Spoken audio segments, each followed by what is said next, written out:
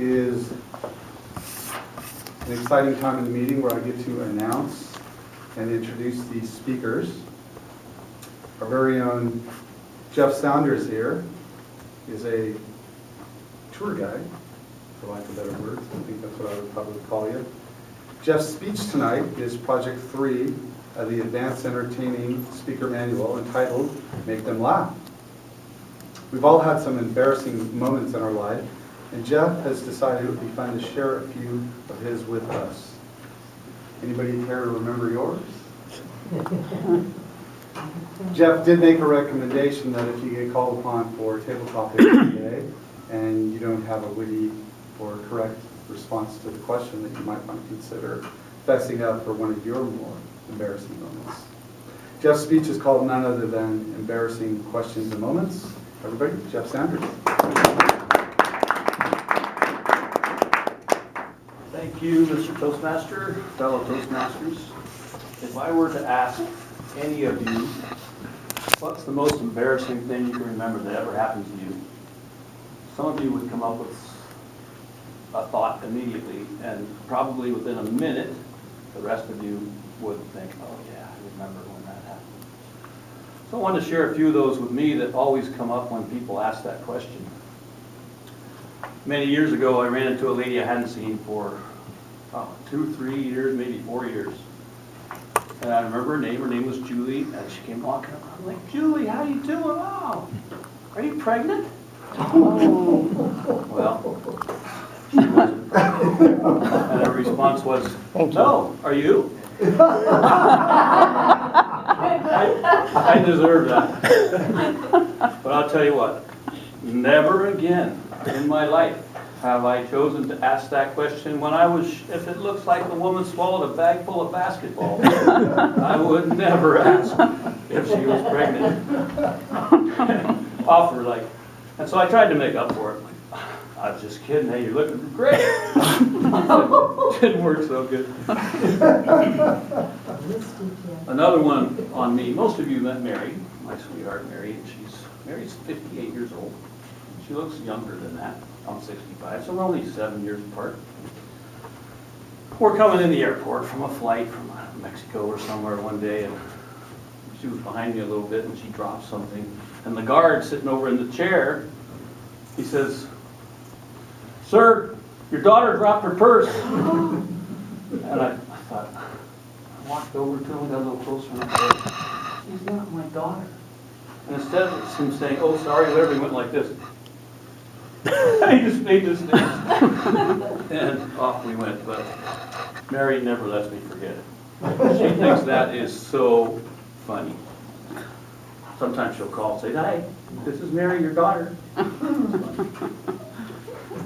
The one story that I remember the most, that to me was most embarrassing, I have to go all the way back to high school. I was 16, 17, lived in California, south of San Francisco, a little town called Burlingame. They had this really nice downtown area called Broadway, had 2 lanes, probably 10 blocks long, and all the cars were parked at an angle, like in the old days, they always pulled in at an angle. And on Saturday morning, probably noontime, I'm cruising. I got my parents' convertible, tops down. Well, I should lead into this. There was 2 ladies, young women in high school that I just was completely nuts over. One of them I had a total crush on. You know how it is, and you're awkward. I couldn't even talk to them. I was too embarrassed to even talk to them. But they were my heartthrobs. One of them in particular. Anyway, I'm driving down Broadway, Burlingame, top down, sun shining. All of a sudden I hear, "Jeff!" And I look over, and here they are. I even remember their names, Lorna Shea and Ann Freeby. It comes back, and I'm waving like, "Hey, all right, cool, top down." Boom! And I ran into one of the parked cars at an angle on Broadway. Well, that was bad enough. But when I looked over at them, I was like, oh, embarrassed. When I looked over at them, they were laughing so hard that Lorna actually had her head against the glass on this building, and I could see her shoulders shaking. And Anne had literally slid down against the building into the sitting position because she couldn't stay on her feet anymore because she was laughing so hard.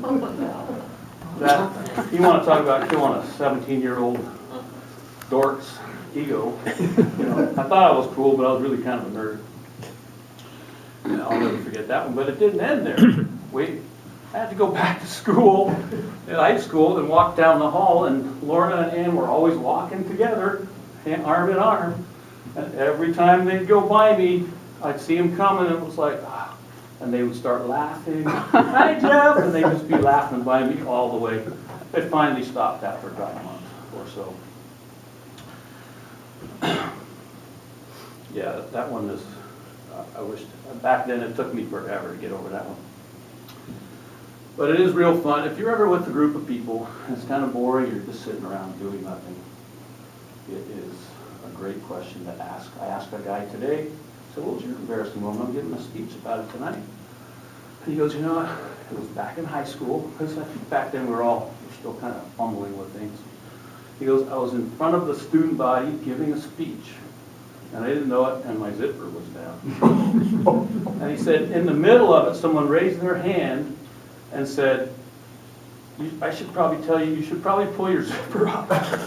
He remembers that when he was giving a speech in high school. But when you sit around a group of people and you ask that question, you'll hear some great stories and have plenty of laughs.